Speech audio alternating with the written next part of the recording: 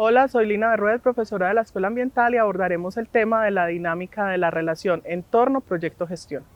Vamos a ver de forma un poco en expresión matemática lo que ya ustedes vienen haciendo de forma muy, digamos, intuitiva en términos de conocer la herramienta, pero ahora lo vamos a formalizar a través de un modelo que se conoce como la relación entorno-proyecto-gestión.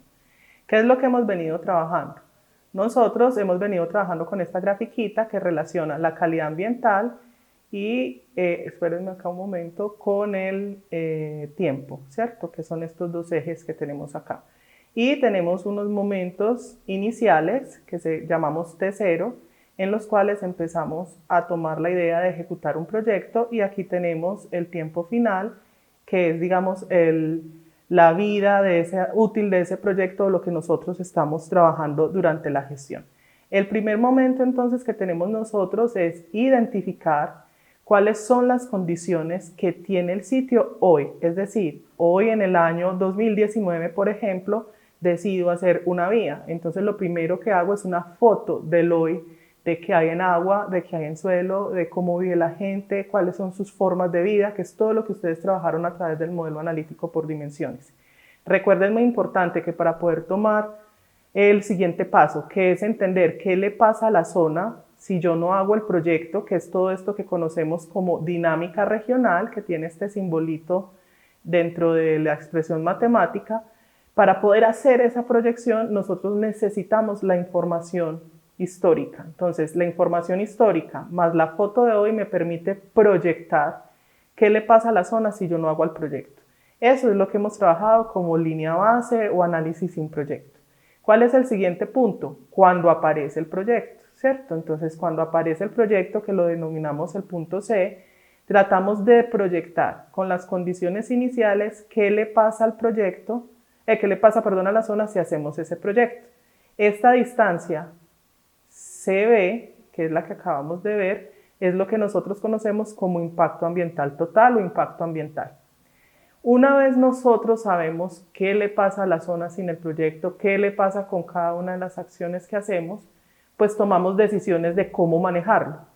Entonces, en ese punto D, nosotros tenemos las condiciones que deja el proyecto, más las condiciones que voy a dejar cuando hago gestión. Aquí ya aparece la gestión ambiental. Esa gestión lo que trata de hacer, como muestra esta flecha, es acercar ese punto C lo más que se pueda ver.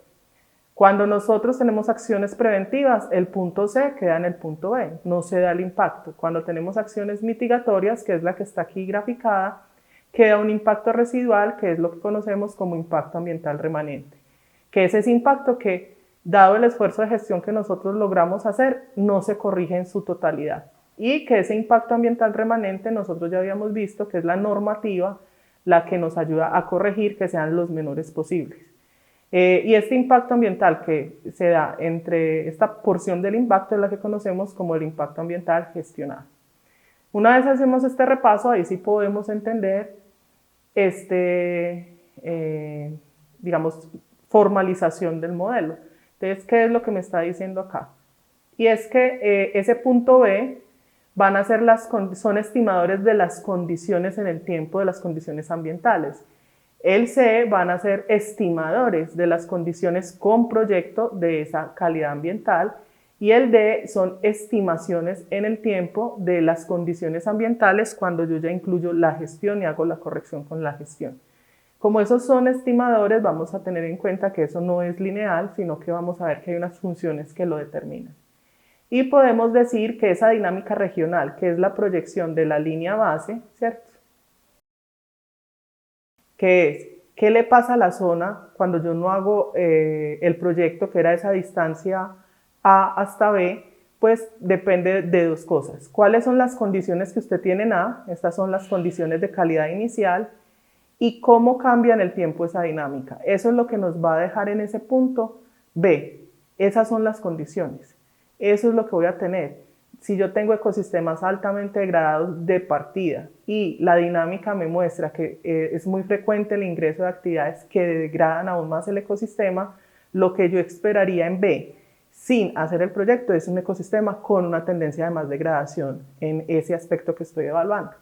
Y cuando ya tenemos como todos estos elementos, lo que podemos decir es que toda esa relación en torno a proyecto-gestión, es decir, la capacidad de hacer gestión cuando yo ya esté haciendo el proyecto va a depender de cómo es el sitio inicialmente. Mientras más intervenido, más esfuerzos de gestión voy a tener que hacer. ¿Cómo sería el cambio sin el proyecto? Si tengo tendencias de degradación, más exigencia de gestión voy a hacer.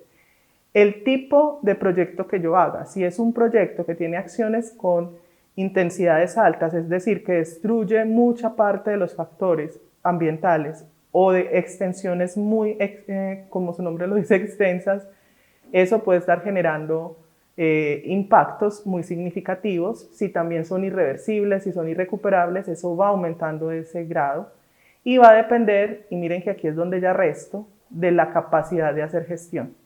¿Qué es la capacidad de hacer gestión? Que existan las técnicas, que existan los recursos formados para hacer esa ejecución de la gestión, que existan recursos financieros, porque pueden existir las técnicas, pero si no hay dinero, entonces no hay cómo ejecutarlo. Y el Estado, a través de las normas, esto es lo que nosotros vigilamos, tiene que mantener esa motivación internalizándole a quien hace los proyectos de que haga la mejor gestión posible. ¿Qué quiere decir eso? Que en la medida que nosotros relajamos las normas y decimos, sí, por favor hagan cualquier cosita ahí, cuando no les exigimos mejor gestión, lo que estamos generando es que los impactos no se gestionen de la mejor forma y puedan empezar a aparecer pasivos ambientales. Finalmente, lo que veníamos mencionando, ¿de qué depende entonces la gestión? Del estado actual, de la tendencia en el tiempo, de los impactos generados y de la calidad de gestión que podamos hacer. Ese BD, si ustedes recuerdan, el BD es el impacto ambiental remanente. Mientras mejor sea mi gestión, menor va a ser el impacto ambiental remanente y tiene más características de aceptabilidad. Y pues como no para complejizar y sino para asumir lo que les decía al principio, nosotros tenemos que la distancia ABC, que es ese impacto ambiental, va a depender del tipo de proyecto y de la calidad que se genere a partir de ese tipo de proyecto. Y la distancia CD, que es la posibilidad de hacer gestión, la capacidad de gestionar el impacto, depende de que tenga las técnicas y del tipo de proyecto que yo haya desarrollado. Porque si ese tipo de proyecto es altamente deteriorante y no tengo suficientes estrategias de gestión para manejarlo, pues ese impacto gestionado va a ser pues una distancia muy corta. Ya reemplazando esto, tenemos entonces que esa relación en torno proyecto-gestión está expresada por las condiciones iniciales, el cambio de la dinámica regional, los impactos que agregue el proyecto y la gestión que yo pueda hacer. Como estamos trabajando en términos de función, el signo cambia a positivo, pero recuerden que esto es la posibilidad de reducir esos impactos. Esta información, cuando yo la tengo y en los proyectos de desarrollo, me permite diseñar mejores medidas, me permite entonces entender las situaciones futuras que voy a tener con el proyecto y me permitirá entonces establecer unas medidas más adecuadas para la gestión en ese contexto.